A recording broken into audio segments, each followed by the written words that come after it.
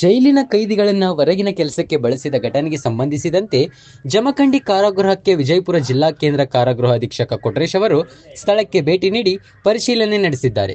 ಜಮಖಂಡಿ ನಗರದ ಕಾರಾಗೃಹದ ಅಧಿಕಾರಿಗಳು ಕಳೆದ ಮಾರ್ಚ್ 9ರಂದು ಕೊಲೆ ಆರೋಪದ ವಿಚಾರಣಾಧೀನ ಕೈದಿಗಳನ್ನು ಜಮಖಂಡಿ ನಗರದ ಹೊರವಲಯದಲ್ಲಿ ಪೈಪ್ಲೈನ್ ಜೋಡಿಸುವ ಕೆಲಸಕ್ಕೆ ಬಳಸಿಕೊಂಡಿದ್ದರು. ವಿಚಾರಣಾಧಿ ಕೈದಿಗಳು ಬಿಂದಾಸ್ ಆಗಿ ಓಡಾಡಿಕೊಂಡಿದ್ದ ದೃಶ್ಯಾವಳಿಗಳು ವೈರಲ್ ಆಗಿದ್ದವು. ಈ ಹಿನ್ನೆಲೆಯಲ್ಲಿ ವಿಜಯಪುರ ಜಿಲ್ಲಾ ಕೇಂದ್ರ ಕಾರಾಗೃಹ ಅಧೀಕ್ಷಕ ಕೊಟ್ರೇಶ್ ಅವರು ಜಮಖಂಡಿ ಜೈಲಿಗೆ ಭೇಟಿ ನೀಡಿ ಪರಿಶೀಲನೆ ನಡೆಸಿದರು. ಈ ವೇಳೆ ಸುದ್ದಿಗಾರರೊಂದಿಗೆ ಮಾತನಾಡಿರುವ ಅವರು, ಘಟನೆಗೆ ಸಂಬಂಧಿಸಿದ ವರದಿಯನ್ನ ಮೇಲಾಧಿಕಾರಿಗಳಿಗೆ ಸಲ್ಲಿಸಲಾಗುತ್ತದೆ ಎಂದು ಹೇಳಿದರು. ಅವರು ಈ ಕುರಿತು ಕ್ರಮ ಜರುಗಿಸುತ್ತಾರೆಂದು ಪ್ರಕ್ರಿಯೆ ನೀಡಿದರು.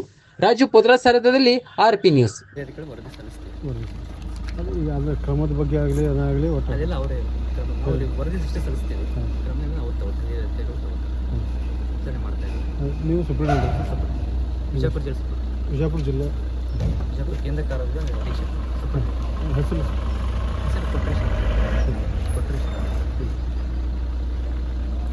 ವಿಚಾರಣೆ ಮಾಡ್ತಾ ಇದ್ದೀವಿ. ಮಾಡಿಬಿಟ್ಟು ನೆಕ್ಸ್ಟ್ ನಾವು ಹಿರಿಯ ಅಧಿಕಾರಿಗಳು ವರದಿ ಸಲ್ಲಿಸ್ತೀವಿ. ವರದಿ ಅನುಸಾರ ಅದೇನು ಕ್ರಮ ಆಗುತ್ತೆ ಕ್ರಮ ಆಗುತ್ತೆ. ಓಕೆ.